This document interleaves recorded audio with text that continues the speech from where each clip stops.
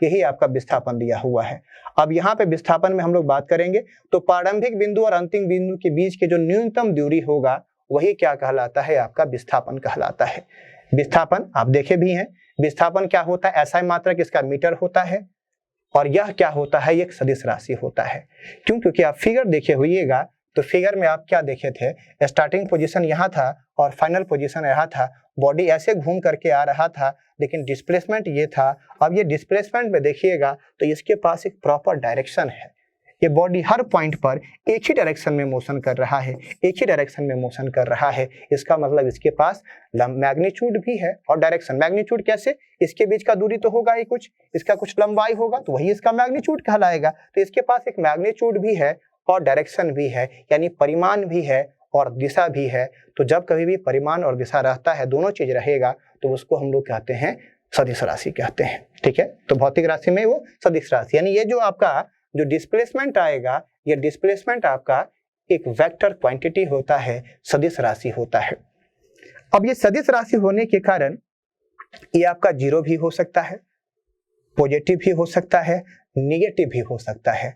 Zero, इसका जो value zero भी आ सकता है, डिस्प्लेसमेंट आपका जीरो भी हो सकता है, आपका धनात्मक भी यानी पॉजिटिव भी हो सकता है, ऋणात्मक मतलब निगेटिव भी आपका हो सकता है।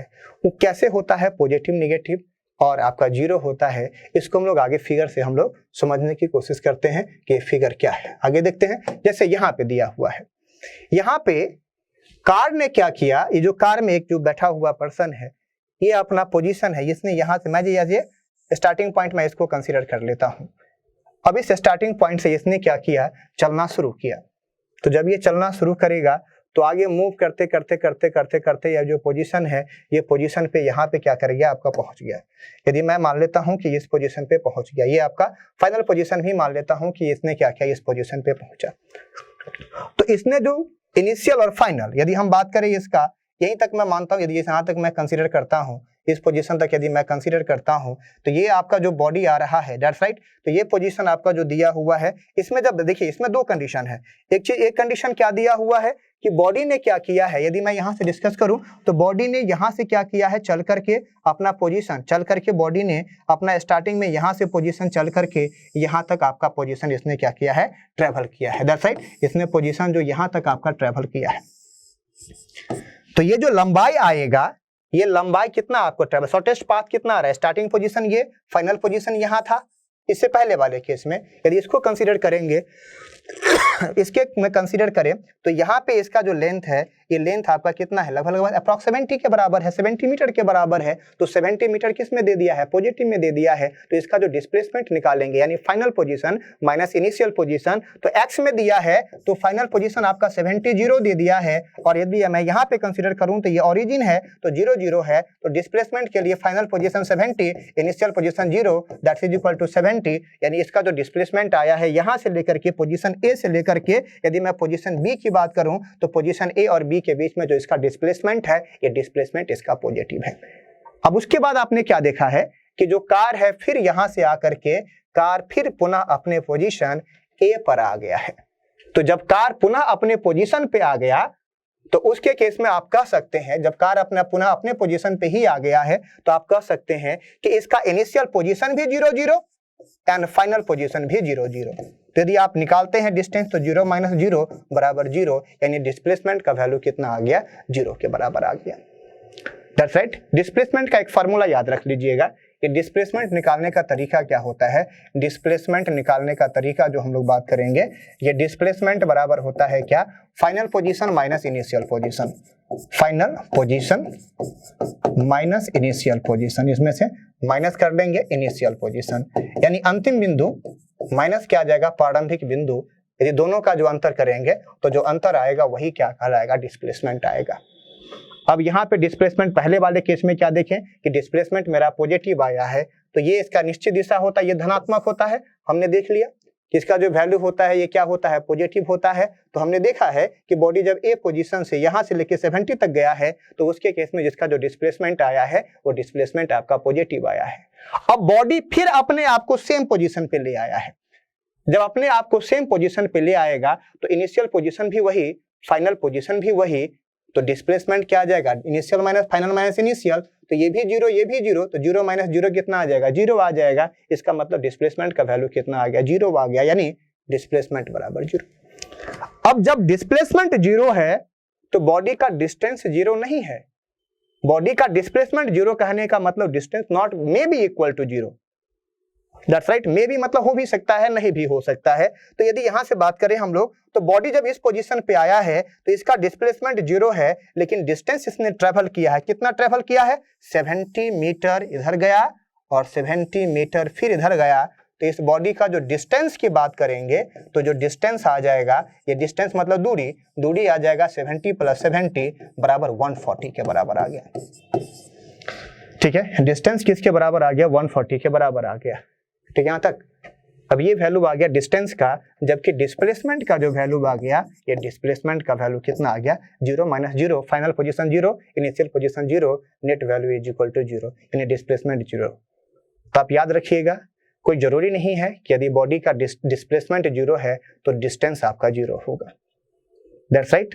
यदि बॉडी रेस्ट के कंडीशन में रहेगा, रुका हुआ रहेगा, तो डिस्टेंस और डिस्प्लेसमेंट दोनों जीरो होगा। लेकिन बॉडी यदि अपना कुछ पाथ को ट्रेवल किया है, पाथ को यदि ट्रेवल किया है तो डिस्टेंस आपका जीरो नहीं होगा, डिस्प्लेसमेंट में भी जीरो हो सकता है यदि बॉडी पुनः अपने पोजीशन पे फिर से स्टार्टिंग पोजीशन पे आ जाए।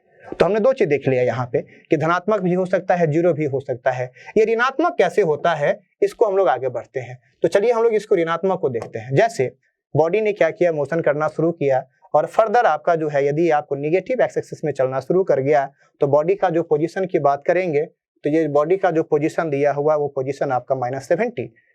बॉडी का स्टार्टिंग पोजीशन कितना था, स्टार्टिंग पोजीशन इसका बॉडी का 0 0 था।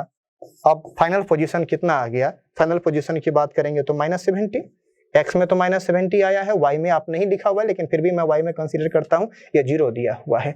तो एक्स में बॉडी ने जो पोजीशन चेंज किया है, यदि डिस्प्लेसमेंट निकालेंगे तो जो डिस्प्लेसमेंट आएगा, ये डिस्प्लेसमेंट बराबर लिखेंगे फाइनल -70 दिया है माइनस इनिशियल, तो फाइनल माइनस इनिशियल, तो ये कितना आ जाएगा -70। यानी कहने का मतलब कि जो डिस्प्लेसमेंट का वैल्यू आया है वो डिस्प्लेसमेंट का वैल्यू माइनस में आया है, दैट्स इक्वल टू -70। तो आप ये भी बोल सकते हैं, धनात्मक भी आप देखे थे, आपने जीरो भी देखा था, आपने यहाँ पे क्या देख लिया, ऋणात्मक भी देख लिया। तो बॉडी आपका जो डिस्प्लेसमेंट होता है बॉडी का, वो पॉजिटिव, निगेटिव एंड जीरो हो सकता है। लेकिन डिस्टेंस यहाँ भी जीरो नहीं है, यहाँ पे डिस्टेंस निगेटिव भी नहीं है। डिस्टेंस का वैल्यू यहाँ पे निगेटिव, डिस्प्लेसमेंट निगेटिव आया है, लेकिन डिस्टेंस कभी भी निगेटिव नहीं आएगा, ना कभी जीरो आएगा। डिस्टेंस हमेशा पॉजिटिव में वैल्यू आएगा। यदि मुझे डिस्टेंस निकालना होगा तो इसके बीच का पाथ का लंबाई को हम लोग मेजरमेंट करेंगे और इसके पाथ का लंबाई कितना आएगा, 70 के बराबर। ये जो पाथ का लंबाई आएगा ये 70 के बराबर आएगा। तो यहाँ पे जो डिस्टेंस आपका +70 है, जबकि डिस्प्लेसमेंट आपका -70 है। तो इसके पीछे कारण क्या है, क्योंकि डिस्प्लेसमेंट में डायरेक्शन की जरूरत होता है और डिस्टेंस में डायरेक्शन की जरूरत नहीं है, दैट्स राइट। तो हम लोग लगता है मुझे कि क्लियर हो गया आपका पार्ट, ये जो डिस्टेंस, डिस्प्लेसमेंट और इसका जो पार्ट है। कभी कभी हम लोग एक कंपैरिजन भी टर्म करते हैं, तो चलिए मैं आपको एक एडिशनल टर्म कंपैरिजन करके बताता हूं कि ये डिस्टेंस डिस्प्लेसमेंट में किस प्रकार से कुछ कंपैरिजन हो सकता है। पहला कंपैरिजन तो आप ये भी कर सकते हैं, हमने क्या किया, कंसीडर किया एक व्हाइट बोर्ड। अब यहाँ पे देखिए हमने दो सेक्शन को डिस्कस किया है, एक मैंने डिस्कस किया डिस्टेंस वाले सेक्शन को और दूसरा जो आपको किया ये डिस्टेंस है और दूसरा जो आएगा ये डिस्प्लेसमेंट आएगा।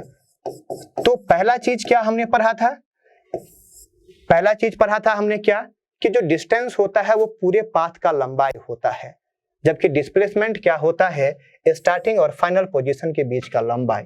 यदि कोई भी बॉडी इस मोशन कर रहा है तो मैं मान लिया कि बॉडी क्या कर रहा है, ऐसे बॉडी आपका मोशन कर रहा है, ए पोजीशन से बॉडी चलना शुरू किया और ये बी पोजीशन पे चल गया बॉडी, तो जो टोटल लंबाई होगा ये डिस्टेंस और ये जो शॉर्टेस्ट पाथ होगा ये क्या कहलाएगा, डिस्प्लेसमेंट कहलाएगा।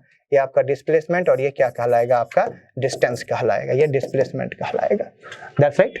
पहला, दूसरा चीज कि डिस्टेंस के पास कोई डायरेक्शन नहीं है, इसका प्रॉपर डायरेक्शन नहीं है, हर पॉइंट पे यहाँ डायरेक्शन चेंज कर गया, यहाँ डायरेक्शन चेंज कर गया, यहाँ डायरेक्शन चेंज कर गया, यानी डिस्टेंस के पास कोई डायरेक्शन, दिशा, प्रॉपर डायरेक्शन नहीं है। लेकिन डिस्प्लेसमेंट के पास प्रॉपर डायरेक्शन है, इसका हर पॉइंट पे बात कीजिएगा तो सेम आपका दिया हुआ है डायरेक्शन। तो ये क्या आ जाएगा, एक आपका डिस्टेंस आपका स्केलर आता है, अदिश राशि आता है, और ये जो आता है डिस्टेंस डिस्प्लेसमेंट आता है, ये वेक्टर आता है। इसका वैल्यू हमेशा पॉजिटिव वैल्यू होगा, इसका जो वैल्यू आएगा हमेशा पॉजिटिव आएगा, यानी हमेशा धनात्मक वैल्यू आएगा, और इसका जो वैल्यू है धनात्मक, ऋणात्मक और जीरो भी आ सकता है। तो इसका वैल्यू आपका पॉजिटिव भी हो सकता है, ये जीरो भी हो सकता है, और ये निगेटिव भी हो सकता है। एक और टर्म, यदि हम रेशियो निकाले डिस्टेंस बाय डिस्प्लेसमेंट का रेशियो, तो डिस्टेंस बाय डिस्प्लेसमेंट का रेशियो हमेशा 1 से छोटा होता है। कैसे 1 से छोटा होता है, या 1 के बराबर भी हो सकता है। कैसे बराबर और छोटा आता है, इसको थोड़ा सा हम फिगर करके देखते हैं कि किस प्रकार से ये 1 से छोटा और 1 से आपका बराबर आता है। ठीक है, हम इसको यदि बात करें, यदि हम कैसे किस प्रकार से आता है इसको हम लोग देखते हैं। पहला चीज, पहला केसेस, बॉडी यहां से चलना शुरू किया और यहाँ पे पहुंचा है, तो यदि डिस्टेंस दिया है तो ये पाथ, तो यहाँ पे इस केस में ये जो डिस्टेंस आ गया इसको हम लोग डिस्टेंस कह देते हैं, और ये आपका डिस्प्लेसमेंट दिया हुआ है। तो आपको देखने से भी लग रहा है क्या कि जो डिस्टेंस है, ये डिस्टेंस यदि हम लोग निकालते हैं डिस्टेंस बटा यदि डिस्प्लेसमेंट करते हैं, तो डिस्टेंस यदि डिस्टेंस बटा डिस्प्लेसमेंट, यदि आप डिस्प्लेसमेंट बटा डिस्टेंस की बात करेंगे, यदि डिस्प्लेसमेंट बटा यदि आप डिस्टेंस की बात करेंगे, यदि आप डिस्टेंस बाय डिस्प्लेसमेंट की बात करें, तो यदि हम इसका लिख लें, ऊपर में लिख ले क्या, डिस्प्लेसमेंट लिख ले और ये आपका डिस्टेंस लिख ले, तो आपको फिगर देखने से ही लग रहा है क्या कि इसका जो लंबाई होगा डिस्टेंस का ज्यादा होगा, इसका कम होगा, यानी कम वाला ऊपर है और ज्यादा वाला नीचे है, इसका मतलब इसका वैल्यू क्या होगा, 1 से छोटा होगा।